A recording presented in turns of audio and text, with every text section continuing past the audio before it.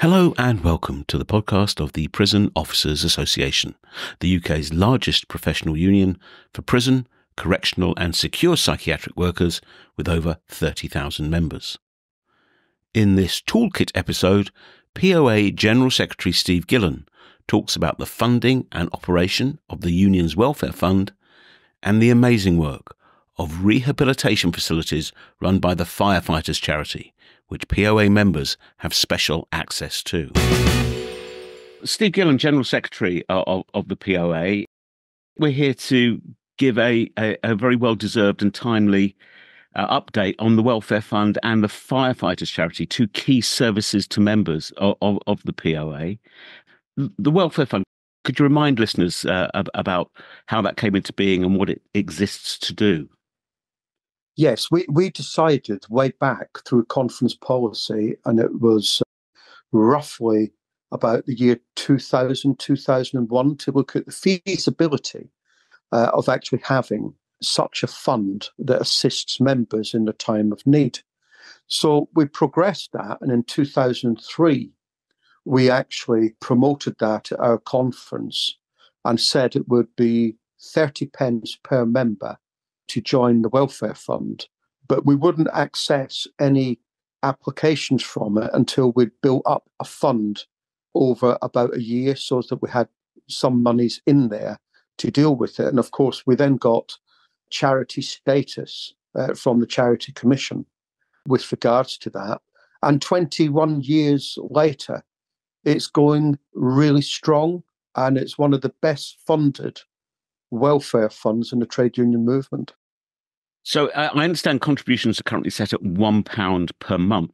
Yeah, that is true. So it's evolved over the years since 2003, and we've built in other things into it, such as the Firefighters Charity, which is a charity of rehabilitation, which we pay, and we can come on to that in a second.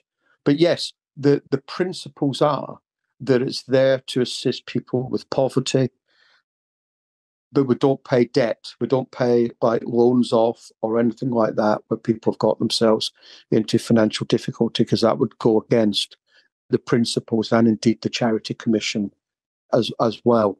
So yeah, I mean, like it started off at 30p per member and has risen to £1 per member per month.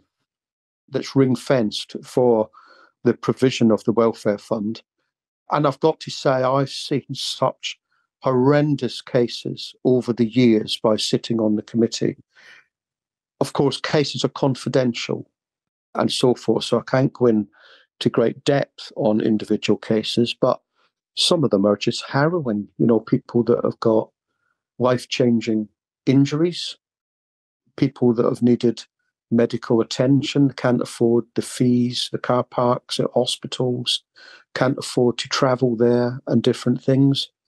People that have fallen on really hard times, maybe due to a house fire, something like that, where children are involved and they've lost everything. And it gives us great pride that we're there in our members' time of need. I think the members need to congratulate themselves, actually, because this is a fund paid by members for members, and I don't think that should ever be forgotten.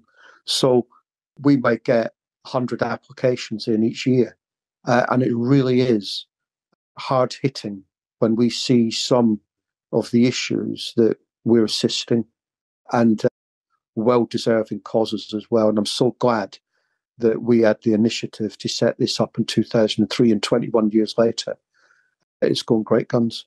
Well, people often talk about the POA as being a family, and this would seem to be the heart and soul of the family. And as you say, driven by members, funded by members for the benefit of members. Absolutely. And we should take great pride. We often talk about the jewel in the crown of being a POA member. And this is one of them. This is a real jewel in the crown.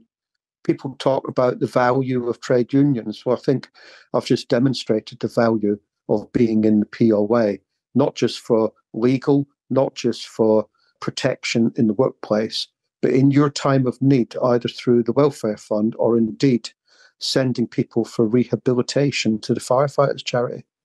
Well, let's talk about the Firefighters Charity, because one of the benefits that can be accessed through the Welfare Fund is this incredible charity, which does so much in terms of rehabilitation for those working in the blue light sector, including, of course, POA members. Can you tell us a bit about the sort of things that the Firefighters Charity does and kind of how much it costs as well? Wow, it's an incredible facilities across the United Kingdom. Actually, they've got 4 centres. I've been to 3 of the centres to witness firsthand the rehabilitation services when we send our members there. So a lot of it is musculoskeletal issues where people have got injuries and they go for a bit of rehab. They've actually got cottages as well in the Lake District. So if somebody needs time out with a family, we actually send them there as well. If they're recovering from an illness or a tragedy in the family, they can make an application through the Firefighters Charity. So we actually had discussions way back in about 2007, and I genuinely thought when I was finance officer at the time that it was cost prohibitive to deal with it. However, we decided to put it through on a trial basis for a year to see what conference thought of it. And the benefits far outweighed anything that I've come across. In actual fact, conference were pretty unanimous when we said, in order to continue to fund the Firefighters Charity and make it part of the welfare fund, that we actually increase from 30p to 50p to see how it panned out. And in many respects, it panned out pretty well. To send an individual there in today's terms for a week costs £1,800 for the week. Many of our members come back and the testimonials that they give are second to none, quite frankly, with the treatment that they receive. Certainly the benefits that I've seen over the years since 2008 are crucial to safeguarding our members, where they may well be on maybe the last sickness warning, and then they get a report specifically written about their issues by the medical teams at the Firefighter Charity Centres. And that assists then local branch officials and national officials in representing their members in the workplace. And we've seen many of the jobs saved because we invest in our members in their time of need. And, £1,800 a week is a significant amount of money. And we've filled the gap, actually, as a trade union. That should be the responsibility of the employer. But nevertheless, we've taken that mantle up, and it's something that we're exceptionally proud of. And just to be clear, that £1,800 a week figure, the members don't have to pay a penny of that. That's covered through their membership of the Welfare Fund.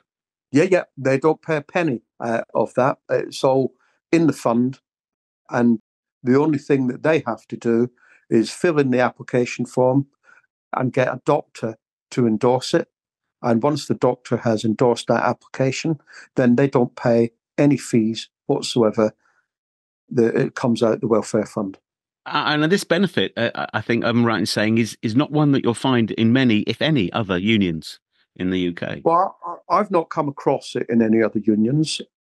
And I've certainly been in a few unions myself before, I became a POA member 33 years ago. I've never seen anything like that. So I think we're pretty unique when it comes to looking after our members in that sort of space. And in terms of accessing these services, you mentioned an application form that needs to be signed off by a doctor, presumably a GP. But where can members access that form? Well, the forms are online on our website, or they can get it through the administration of our union. It's well documented, it's well advertised. We decided that the applications for medical issues could only be deemed to be endorsed by a doctor because none of us are medically minded or have that knowledge. So we decided back in 2008 that in order for it to go forward, it had to be endorsed by the local GP. And that's good enough for us. If a if a doctor is recommending someone for rehabilitation to assist them in getting better, who better than their own GP declaring that? And it also gives a layer of governance in there for the POA, that we're not just sending people willy-nilly for rehab, but it's genuine applications from people that have got injuries or mental health issues or recovering from illness and so forth. So yeah, we're proud of the scheme. We're proud of the Firefighters Charity and our relationship with them, because they're a charity as well. They do some excellent work. And I've got to say, our whole welfare structure, I think it goes from strength to strength. And it stood the test of time over the last 21 years. Yeah, and it's worth saying as well that charitable status carries with it certain rules about how the funds must be governed and administered. So if anyone's got any doubts, and I would hope they wouldn't have, but if anyone's got any doubts about the governance side of things, that should set their mind at rest. Well, it should, and it does, because as I say, we do a return every year to the Charity Commission. We give a report on applications, although they're confidential. We do the numbers to our annual conference, and we give a full report back to our members, branch officials at conference. And I'm pleased to say in 21 years, we have never, ever had a challenge either through the Charity Commission or indeed complaints about how we administered this work and applications. And there are many, many reasons why anyone working in the sector should join the POA.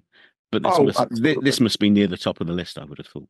Well, I think it's near the top of the list. I think the POA, and I'm obviously a little bit biased in this, being General Secretary, the POA have many jewels in the crown, and that's one, representation in the workplace, our legal providers, our education through the General Federation of Trade Unions, branch official training, supporting our members across the different sectors, whether it be the NHS, whether it be private sector, whether it be Scotland, Northern Ireland, England and Wales service, a great trade union with really punches above its weight, all for the fee of £15.60 a month, of which £1 of that is ring fence for welfare.